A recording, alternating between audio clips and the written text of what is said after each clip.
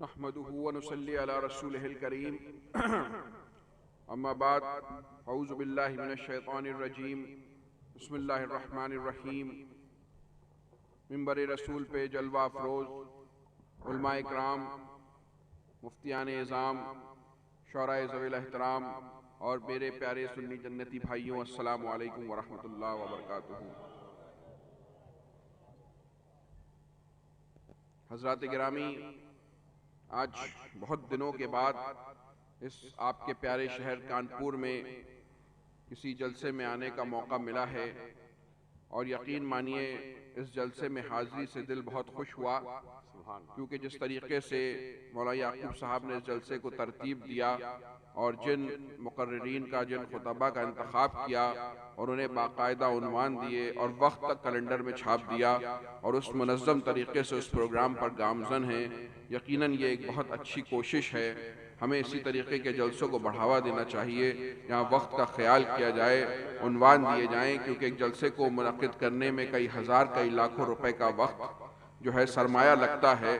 اور پبلک اپنے بہت اہم وقت کو دے کر آتی ہے۔ اگر ہم سب کے اس میں 2-2 گھنٹے جوڑ لیے جائیں تو کئی 100 گھنٹے ہو جائیں گے، تو یہ عوام اہل سنت کے کئی 100 گھنٹے ہیں جو وہ آپ کو دیتی ہے، تو کسی کو حق نہیں ہے کہ وہ ان گھنٹوں کو برباد کر دے یا جو ہے چیخنے چلانے میں لگا دے، بلکہ اسی طریقے کی جلسوں کی ضرورت ہے۔ شہر قاضی اور بڑے علماء اکرام یہاں موجود ہیں، میں ان سے گزارش کرتا ہوں کہ اسی طریقے کے جلسوں کو چلن دیا جائے، جس پہ پہلے سے عنوان دے کر ٹائم کی لمٹ لگا کر جو ہے تقریریں کرائی جائیں، تاکہ آنے والے کچھ حاصل کریں اور ہمارے جلسے مفید سے مفید تر ہوں، اور ہماری پڑھی لکھی نسلیں بھی ان جلسوں میں آنے کے لیے اپنے لیے جو ہے امتیاز کا مقام سمجھیں۔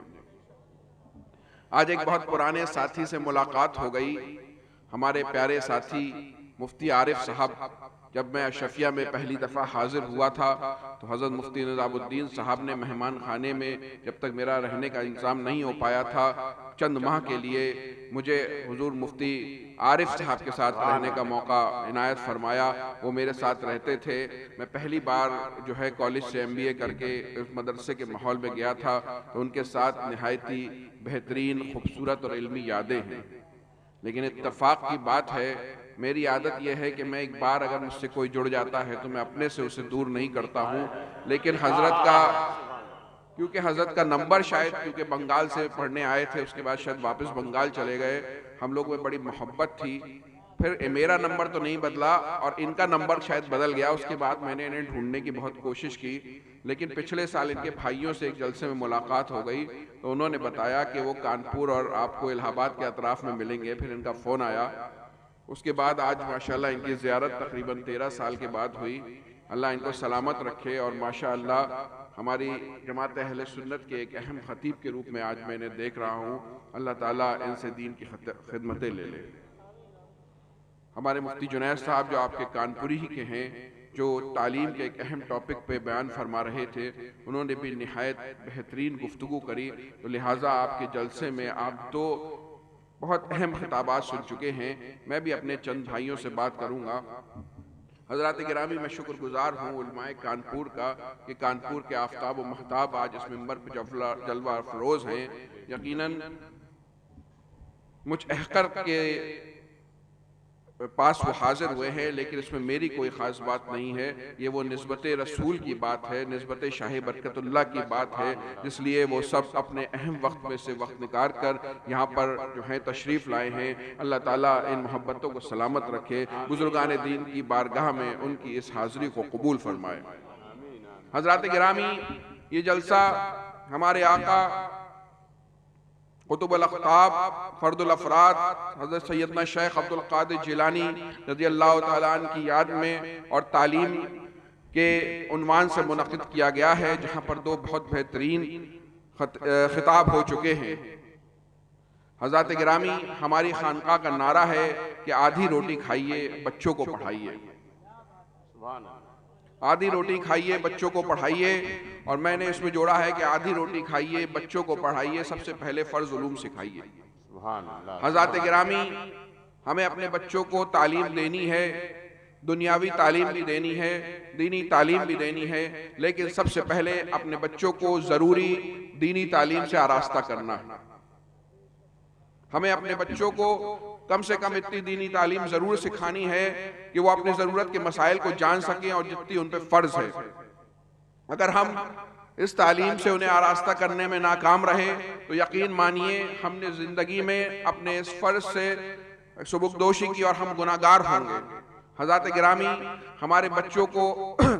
اللہ رب العزت کے بارے میں کیا عقائد رکھنا ہے یہ جاننا ضروری ہے، رسول پاک کے بارے میں کیا عقائد رکھنا ہے، صحابہ اکرام کے بارے میں کیا عقائد رکھنے ہیں، نماز کے بارے میں مسائل جاننا ضروری ہے، روزے کے بارے میں مسائل جاننا ضروری ہے، اگر وہ زکوٰۃ دینے کے لائق ہے زکوٰۃ کے معنی میں جاننا ضروری ہے، نکاح کے وقت نکاح و طلاق کے بارے میں جاننا ضروری ہے، اور یہ ہماری ڈیوٹی بنتی ہے کہ ہم اپنے بچوں کو ضروری جو ہے علم دین سے آراستہ کرائیں۔ یہ کوئی بہت مشکل کام نہیں ہے۔ اگر ہم چھوٹے چھوٹے ڈپلومہ بنا لیں، جیسے عالم صاحب کو اپنے یہاں مدعو کر لیں اور اگر وہ روز آئیں اور صرف آدھا گھنٹہ پڑھائیں تو 6 مہینے سے 1 سال میں آپ اپنے بچوں کو ان علوم سے آراستہ کرا سکتے ہیں۔ لیکن یہ ہماری بدقسمتی ہے کہ آج ہم نے علم دین کو ایسے پیچھے ڈال دیا ہے اور اس کے بدلے میں آج ہم خود بہت پیچھے ہو گئے۔ حضرات گرامی، ہم دنیاوی تعلیم کو حاصل کرنے کے لیے کتنی کوششیں کرتے ہیں۔ جو لوگ کوششیں کرتے ہیں، باقی تو نہ ہم دینی تعلیم حاصل کرنے کی کوشش کر رہے ہیں نہ دنیاوی تعلیم میں کامیابی حاصل کر رہے ہیں، ایک بہت بڑا طبقہ ایسا بھی ہے۔ لیکن لوگ کوششیں کرتے ہیں کہ بچوں کو بہترین سے بہترین اسکول میں داخل کرائیں، اس کے لیے جو ہے اسکولوں کے چکر لگاتے ہیں، سفارشیں کری جاتی ہیں، ڈونیشن دیے جاتے ہیں، ایڈمیشن ہو جاتا ہے تو مہنگے سے مہنگا کورس خریدا جاتا ہے، فیس دی جاتی ہے، ٹرانسپورٹ کا انتظام کیا جاتا ہے، یونیفارم کا انتظام کیا جاتا ہے، پھر بچے کو اسکول بھیجتے ہیں، پھر ٹیوشن کا انتظام کیا جاتا ہے۔ امی جو ہیں وہ فجر کے وقت اٹھ کے بچے کو تیار کر کے بھیجتی ہیں، ابا بس میں چھوڑنے جاتے ہیں، بڑے اہتمام سے اس دنیاوی تعلیم کے لیے کوشش کی جاتی ہے۔ یقیناً وہ بھی ایک ضروری چیز ہے، لیکن ہم اگر دیکھیں کیا کبھی ہم دینی تعلیم کے لیے اس کا جو ہے عشر اشیر کوشش بھی کرتے ہیں؟ کیا حضرات گرامی ہم 10% بھی جو ہے اپنی بچے کی دینی تعلیم کے لیے اس کی کوشش کرتے ہیں؟ حضرات گرامی، میرا یہ ماننا ہے کہ اگر، حالانکہ ایسا بھی نہیں ہونا چاہیے، ایک دفعہ کو ہم دنیاوی تعلیم میں بہت اعلیٰ مقام نہ حاصل کر پائیں، لیکن اگر ہم نے ضروری دینی تعلیم حاصل نہیں کری تو ہماری زندگی رائگاں ہے، ہماری یہ دنیا بھی خراب ہے اور ہماری وہ دنیا بھی خراب ہے۔ تو سب سے پہلے تو میں آپ سے گزارش کروں گا کہ یہاں سے آئے ہیں اس مبارک جلسے سے یہ پوائنٹ لے کر جائیے کہ ہمیں اپنے بچوں کو ضروری دینی تعلیم سے آراستہ کرانا ہے، ہمیں اپنے بچوں کو علماء اکرام سے جوڑنا ہے اور ہمیں یہ کوشش کرنی ہے کہ ہمارے بچے ضروری دینی تعلیم حاصل کریں۔ حضرات گرامی، یہ جو وقت آ رہا ہے مشکل سے مشکل ترین ہوتا جا رہا ہے، شیطانی طاقتیں جو ہیں ایمان پہ ڈاکہ ڈالتی جا رہی ہیں، ایمان کو بچانا بہت مشکل ہوتا جا رہا ہے۔ جیسے جیسے دنیا یہ مادی ترقی کر رہی ہے اور دنیا دوسروں کے ہاتھوں کے ذریعے ترقی کر رہی ہے کیونکہ ہم نے تعلیم حاصل نہیں کری ہے، تو ایسی ایسی چیزیں ہمارے بچوں کے ہاتھ میں آ چکی ہیں کہ اب وہ ہمارے گھر میں تو ہیں لیکن وہ ہمارے انڈر میں نہیں ہیں۔ ایسے میں حضرات گرامی، جو ہماری سب سے عظیم دولت ہے، میری آواز آ رہی ہے؟ جو ہماری سب سے عظیم دولت ہے وہ ہمارا ایمان ہے، اور ہماری کامیابی اسی میں ہے کہ ہم اس دنیا سے حالت ایمان میں یہاں سے رخصت ہوں۔ تو حضرات گرامی، اپنے ایمان کو بچانا کے لیے ہمیں سب سے بڑی کوشش کرنی ہے۔ ہم اپنے گھر کے لیے بڑی کوشش کرتے ہیں، دکان کار اور بنگلے کے لیے بڑی کوشش کرتے ہیں، لیکن حقیقت میں کامیابی یہ ہے کہ ہم اپنے ایمان کے ساتھ اس دنیا سے رخصت ہو جائیں۔ اپنے ایمان کو بچانے کے لیے ہمیں کوشش کرنی پڑے گی، یہ کوشش ہمیں خود کرنی پڑے گی۔ یہ صرف علماء کی ذمہ داری، مشائخ اعظام کی ذمہ داری نہیں ہے کہ وہ کوشش کریں، بلکہ جس طریقے سے ہمیں خود اپنے گھر کے دین بچانے کی کوشش کرنی ہے، اپنے ایمان کی حفاظت کی کوشش کرنی ہے۔ ایسی ایسی ٹیکنالوجیز، ایسے ایسے پروگرامز، ایسے ایسے گیم آ گئے ہیں کہ بچہ گیم کھیلتا ہے، اس گیم میں سب سے پہلے اسے کسی جو ہے مورتی کے سامنے جا کے سجدہ کرنا پڑتا ہے، وہاں سے اسے طاقتیں ملتی ہیں، تب جا کے اس گیمز میں وہ آگے پوائنٹ ملتے ہیں، اور بچے دین سے دور ہوتے چلے جا رہے ہیں۔ مختلف طاقتیں ایسی آ گئی ہیں، ہمیں اپنے ایمان کی حفاظت کرنی ہے، کیونکہ ایمان ہماری سب سے اہم جو ہے ہماری دولت ہے۔ تو ایمان کی حفاظت کے لیے ہمیں اپنے بچوں کو کم سے کم بنیادی دینی تعلیم سے آراستہ کرانا ہوگا، ہمیں اپنے بچوں کو بھی دینی تعلیم سے آراستہ کرانا ہوگا، اپنی بچیوں کو بھی دینی تعلیم سے آراستہ کرانا ہوگا۔ اس کے لیے ہمیں اپنے گھروں کے ماحول کو دینی بنانا ہوگا۔ ایسا نہیں ہو سکتا کہ ہم کسی بھی وقت کی نماز نہ پڑھیں اور ہم چاہیں کہ بچہ جو ہے وہ 5 وقت کا نمازی ہو جائے۔ ایسا نہیں ہو سکتا کہ ہم جھوٹ بول رہے ہیں اور گالیاں دے رہے ہیں اور بچہ جو ہے بہت صاف زبان استعمال کرے۔ حضرات گرامی، ہمیں کوشش کرنی ہوگی اپنے گھروں کے ہمیں خود اپنے گھر والوں کے ساتھ بیٹھنا ہوگا،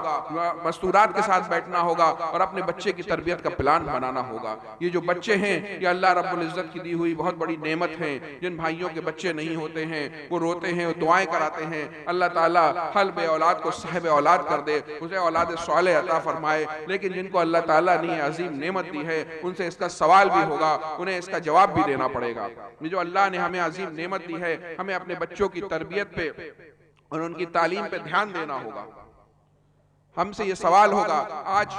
ہمارے پاس فون آتے ہیں کہ ہم بڑھاپے میں ہیں، ہمارے 4 بچے ہیں، ایک دوسرے کے جانی دشمن بنے ہوئے ہیں، ذرا سی انچ بھر زمین کے لیے ایسا لگتا ہے ایک دوسرے کا قتل کر ڈالیں گے، ماں باپ سے بدتمیزیاں کر رہے ہیں، ان کی بے عزتی کر رہے ہیں، کسی کا حق مارے پڑے ہیں۔ حضرات گرامی، اس میں بڑی حد تک ہم بھی ذمہ دار ہیں، کیونکہ جب ان کی تربیت کا زمانہ تھا تو ہمارے پاس وقت نہیں تھا۔ ہم گھر پہ آتے تھے اور آنے کے بعد باہر جا کے دوستوں میں گپے مارا کرتے تھے، روز 6 گھنٹے 4 گھنٹے باہر بیٹھ کے آیا کرتے تھے، صرف دنیا میں اپنی زندگی کو برباد کر رہے تھے، ہمیں اپنے بچوں پہ وقت نہیں دیا۔ پھر ایک وقت یہ آتا ہے کہ بچوں کو ہماری ضرورت نہیں پڑتی ہے، ہمارا رعب ان سے ختم ہو جاتا ہے،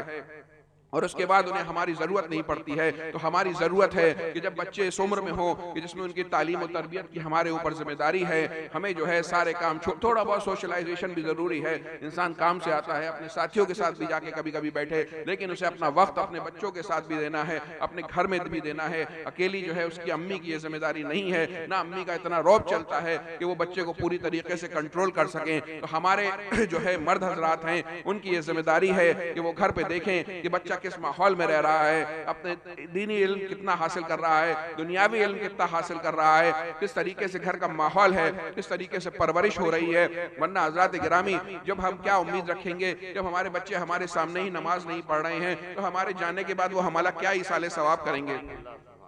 حضرات گرامی، ایصال ثواب تو انسان جب کرے گا، جب نماز پڑھے گا تو دعا کرے گا، تو آپ کے لیے بھی دعا کر دے گا۔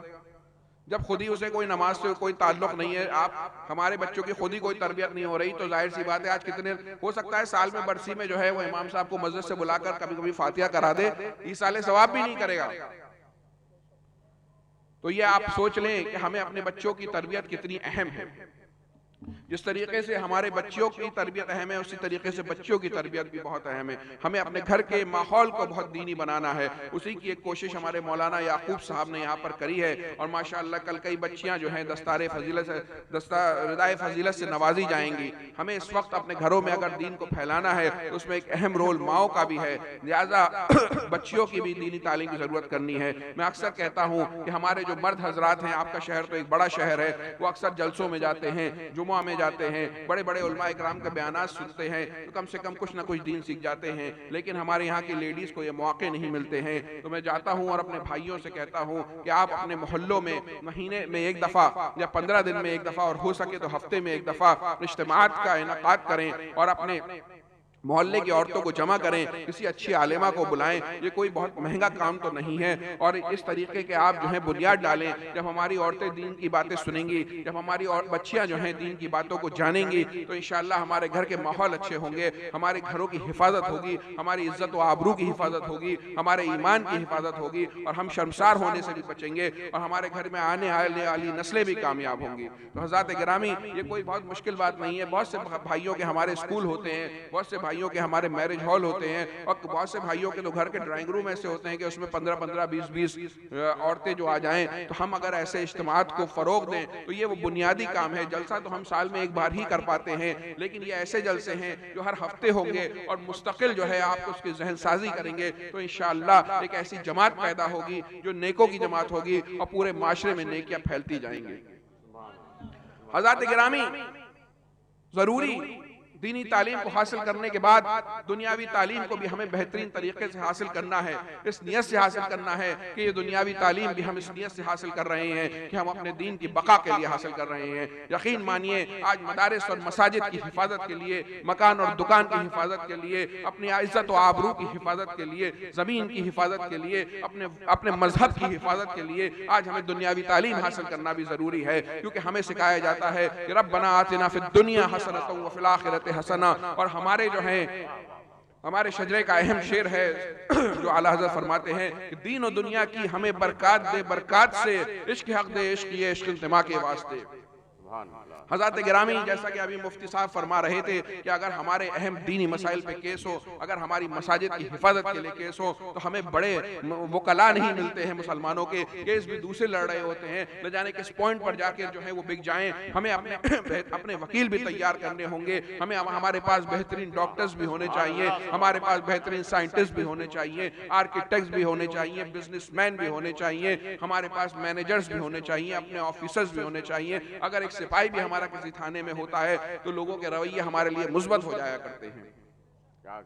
حضرات گرامی، بنیادی دینی تعلیم حاصل کرنے کے بعد تاکہ ہمارا بچہ ہمیشہ اپنا دین کا پاس رکھے، ہمیں کوشش کرنی ہے کہ اپنی استطاعت کے مطابق اپنے بچوں کو بہترین سے بہترین تعلیم دلانے کی کوشش کریں۔ کہا جاتا ہے کہ the best investment is investment in education، یعنی سب سے بہترین جو آپ انویسٹمنٹ کر رہے ہیں وہ تعلیم کا انویسٹمنٹ ہے۔ یہ گھر، جو دکانیں اور یہ گاڑیاں اور یہ جو شادیوں میں ہم دکھاوے کے لیے بہت کچھ خرچ کر دیتے ہیں، میں آپ کو بتاؤں علی گڑھ میں ایسے ایسے پروفیسرز ہیں جو ہمارے مسلک سے تعلق تو نہیں رکھتے، جو چاہے تو بہت بڑی بڑی شادیاں کر لیں، لیکن وہ کرتے کیا ہیں کہ ایک شادی میں ایک گھر سے کسی کو بلاتے ہیں، اگلی بیٹے کی شادی میں تو دوسرے لوگوں کو بلاتے ہیں، یعنی ان کے جتنے تعلقاتی ہیں انہوں نے جو ہے ان کو حصوں میں بانٹ لیا ہے۔ کچھ ایک شادی میں کچھ کو 200 کو بلا لیا، ایک میں 200 کو ایک، لیکن ہر بچے کو کسی کو انگلینڈ تک بھیجا ہے پڑھنے، کسی کو امریکہ بھیجا ہے پڑھنے، تو ظاہر سی بات ہے ان کی قوم بہت مضبوط ہو کے آئے گی۔ تو ہمارے لیے بھی سبق ملتا ہے کہ ہم اپنے بچوں کو بنیادی دینی تعلیم دینے کے بعد بہترین دنیاوی تعلیم دیں، کیونکہ ہمیں اس دنیا یہ ہمارے لیے بنائی گئی ہے اور ہمیں اس کو کنٹرول کرنا ہے، اور ہم ہی اس لائق تھے کہ اس دنیا کی قیادت کرتے، لیکن ہم جو ہیں تعلیم سے دور ہوتے چلے گئے، اور آج ہم دیکھتے ہیں کہ کس طریقے سے ہمارے بھائیوں کو کس طریقے سے ان پہ ظلم ہو رہا ہے، انہیں گھیر کے ان پہ ظلم کیا جا رہا ہے، اور ہماری آنکھوں میں صرف رونا ہے، اور صرف ہم دعا کر سکتے، دعا بھی بہت بڑی طاقت ہے، لیکن اس کے علاوہ قریب میں کھڑے ہوئے سینکڑوں ممالک ہیں جو پیسے سے بہت مضبوط ہیں لیکن وہ کچھ کر نہیں سکتے۔ اس کی اہم وجہ یہ ہے کہ وہ ٹیکنالوجی میں اتنے کمزور ہیں کہ وہ کچھ کرنا چاہیں بھی تو وہ نہیں کر سکتے، ان کا بھی وہی حال کر دیا جائے گا جو ان کا ہو رہا ہے۔ حضرات گرامی، کاش ہماری بھی بہترین، آج اگر ہم کوئی بائیکاٹ کرنے کی بات کرتے ہیں، جب ہم پروڈکٹس کو دیکھتے ہیں تو ہم جو ہے چوکنے رہ جاتے ہیں، ارے یہ پروڈکٹ بھی ان کا، یہ پروڈکٹ بھی ان کا، یہ پروڈکٹ بھی ان کا، یہ پروڈکٹ بھی اپنا، کمپیوٹر استعمال کریں تو کمپیوٹر انہوں نے بنایا ہوا ہے، بچے کے پیمپر چڈی استعمال کریں تو وہ بھی انہوں نے بنائی ہے، عورت میک اپ استعمال کرے وہ بھی انہوں نے بنائی ہے، ناشتے کھانے کی چیزیں بھی انہوں نے بنائی ہیں، چاکلیٹس بھی انہوں نے بنائی ہیں، اور پینے میں اگر شادی میں کولڈ ڈرنک رکھے تو اس کمپنی کی رکھو یا اس کمپنی کی، دونوں انہی کی بنائی ہوئی ہیں۔ ہم بائیکاٹ کرنے کی بات کرتے ہیں، ہمیں بائیکاٹ کرنا بھی چاہیے، لیکن کاش ہمارے بھی ایسے تاجر ہوتے اور ہماری بھی ایسی ٹیکنالوجی ڈیولپ ہوتی اور ہم بھی اللہ کی رضا کے لیے ایسے ایسے بزنس کھڑے کرتے کہ ہمارے یہاں بھی ہم بھی ترقی کرتے۔ اور کیوں نہیں ہو سکتا کہ عشرہ مبشرہ میں حضرت عثمان غنی، حضرت عبد الرحمن بن عوف ایسے بزنس مین نہیں تھے جو شہر مدینہ کے سب سے عظیم تاجر بھی ہوں ایک طرف اور دوسرے جنت کا پروانہ بھی لے کے رکھ رہے ہوں؟ تو کیا ہم لوگ میں زیادہ تر لوگ تاجر نہیں ہیں؟ کیا ہم اپنی تجارت کو ڈیولپ نہیں کریں گے؟ کیا تجارت میں برکت نہیں ہے؟ کیا ہم اسلامی قوانین سے تجارت نہیں کریں گے؟ کیا اللہ اور رسول کی رضا کے لیے تجارت نہیں کریں گے تاکہ ہم اپنے بڑے بڑے بزنس ڈیولپ کر سکیں، ہمارے خود کے اسکول ہوں، ہمارے خود کے اسپتال ہوں، ہم جو ہے ہم اپنے مدارس کو شاندار طریقے سے چلا رہے ہوں، ہم اپنی مساجد کی حفاظت کر رہے ہوں، کوئی بات ہو تو ہمارے پاس ایک وکلا کی ٹیم ہو، ہمارے لوگ بھی سائنس میں نوبل پرائز لے کے آئیں، ہم اپنے ملک کی ضرورت بن جائیں، ہم ایڈمنسٹریشن میں ہوں، ہم فوج میں ہوں، ہم بزنس میں ہوں، ہم سائنس میں ہوں، ہم استاذ ہوں، ہمارے پاس میتھس کے قابل لوگ ہوں، ہمارے پاس سائنس کے قابل لوگ ہوں، پلاننگ کے قابل لوگ ہوں، اور ہم اپنے ملک کی اور پوری دنیا کی ضرورت بن جائیں کہ دوسرے قوموں سے ہم نہیں سیکھ سکتے ہیں، ہم کیوں نہیں سیکھ سکتے ہیں؟ ہم اگر کم محنت کریں گے تو اللہ تعالی ہمیں زیادہ انشاءاللہ کامیابی دے گا دوسروں کے مقابلے میں، کیونکہ ہم صاحب ایمان ہیں، یہ ہماری بہت بڑی دولت ہے، لیکن میرے بھائی ہمیں اس میں بہت کام کرنا ہے۔ حضرات گرامی، یہ ہماری قوم تھی کہ رسول پاک صلی اللہ تعالیٰ علیہ وسلم کی برکتوں سے، صحابہ اکرام کی برکتوں سے مسلمانوں نے جو علم کا شوق اپنے اندر پیدا کیا، پھر یہ ہوا کہ پوری دنیا پہ حکومت کری ہے۔ ایسے ایسے خلفاء ہوئے ہیں کہ جن کی لائبریریز میں 18 لاکھ کتابیں رہا کرتی تھی۔ سبحان اللہ، سبحان اللہ۔ حضرات گرامی، ذکر ہو رہا تھا، بغداد کا ذکر ہو رہا تھا، قرطبہ کا ذکر ہو رہا تھا، نہ جانے کتنے ایسے مسلم ممالک میں شہر تھے جہاں پہ عربوں نے، مسلمانوں نے اپنی درسگاہیں قائم کر رکھی تھی۔ ایک مدرسہ جو ہے وہ اتنا بڑا ہوا کرتا تھا کہ بتایا جاتا ہے کہ جامعہ نظامیہ ایسا لگتا تھا گویا کہ ایک شہر ہے۔ اس میں انگنت کمرے تھے، ہزاروں اسٹوڈنٹس وہاں پر پڑھنے آیا کرتے تھے. وہاں پر علوم دینیا کی ساری کلاسز کے علاوہ میتھس اور جغرافی اور ایسٹرونومی کی بھی کلاسز لگا کرتی تھی. مختلف زبانوں کے بھی شعبے، اجنبی زبانوں کے بھی شعبہ ہوا کرتے تھے، جہاں پر لوگ جو ہیں ہیبریو زبان سیکھا کرتے تھے، ایرانی زبان سیکھا کرتے تھے، سنسکرت زبان سیکھا کرتے تھے. اس طریقے بتایا جاتا ہے کہ اس میں ایک ہال ایسا تھا کہ وہاں پر ایک ساتھ 10,000 طلبہ جمع ہو سکتے تھے. اور نہ جانے کتنی لائبریریز بتاتے ہیں کہ بغداد شریف میں ایسی لائبریریاں ہوا کرتی تھی کہ ایک لائبریری میں 6 لاکھ کتابیں ہوا کرتی تھی. ان کتابوں کا اگر کیٹالاگ بنایا جاتا تھا تو وہ 44 کتابوں میں آیا کرتا تھا. 44 کتابوں میں وہ کیٹالاگ آیا کرتا تھا. یعنی اگر کوئی طالب علم کوئی کتاب کا مطالعہ کرنا چاہے تو ان 44 کتابوں میں جا کے اپنی مرضی کی کتاب ڈھونڈ سکتا ہے. اور اس پہ 18 بڑے بڑے ہال بنا کرتے تھے. لوگ آئیں، کتابیں ایشو کرائیں، اس میں پڑھیں. وہاں پہ علماء آیا کرتے تھے، طلبہ آیا کرتے تھے. اور اس طریقے سے مسلمان حکمراں علم کو فروغ دیا کرتے تھے کہ اگر کسی عیسائی ملک میں دیکھتے تھے کسی چیز کا کوئی ماہر ہے تو وہاں کے بادشاہ کو لکھتے تھے کہ میں آپ کو اتنے کروڑ، آج کے زمانے میں اتنے کروڑ روپے دوں گا، آپ اس عالم کو میرے دربار میں بھیج دیں اور زندگی بھر آپ سے صلح کا فیصلہ کرتا ہوں. زندگی بھر آپ سے صلح کا فیصلہ کرتا ہوں. اسلامی ممالک کے کارندے ایجنٹس پورے اسلامی ممالک میں اور دنیا کی دوسری جگہوں پر سونے کی تھیلیاں لے کے جایا کرتے تھے. اور اگر کہیں کوئی بہترین کتاب مل جایا کرتی تھی تو وہاں سے اس کو خرید کے لے آیا کرتے تھے. اور اسلامی دنیا کی لائبریریاں آباد ہو جایا کرتی تھی. ایک شہر میں 70 عظیم لائبریریاں ہوا کرتی تھی. اس کے علاوہ اسلامی دنیا کی ہزاروں مسجدوں میں لائبریریاں ہوا کرتی تھی جہاں لوگ آ کے علم دین اور علم دنیا کو حاصل کیا کرتے تھے. جگہ جگہ پہ ہمارے مدرسے ہوا کرتے تھے. جو ہمارے خلفاء ہوا کرتے تھے، یعنی جو اسلامی خلیفہ ہوا کرتے تھے، بادشاہ ہوا کرتے تھے، وہ علم کے لیے بہت زیادہ کوششیں کیا کرتے تھے. ہم وہ لوگ تھے جنہوں نے علم کو اپنے دل سے، اپنے سینے سے لگایا تھا تو پوری دنیا میں حکومت کی تھی. پھر جیسے جیسے ہم علم سے دور ہوتے چلے گئے تو آج جو حال ہے وہ آپ سے جو ہے وہ چھپا ہوا نہیں ہے. حضرات گرامی، بس میں یہی آپ سے بات کہنا چاہتا ہوں کہ ہمیں، اگر ہم اس جلسے سے یہ لے کر جائیں ہمیں پوائنٹس کہ ہم دینی ماحول بنائیں گے اپنے ہاں انشاءاللہ، اپنے گھر میں دینی ماحول بنائیں گے، اپنے بچوں کو ضروری علم دین سکھائیں گے اور اس کے بعد اپنے بچے کو بہترین دینی تعلیم دیں گے. اس کے بعد ہمیں اپنے مدارس کی حفاظت کرنی ہے. ہمیں اس وقت مکاتب کی چین کی ضرورت ہے. یعنی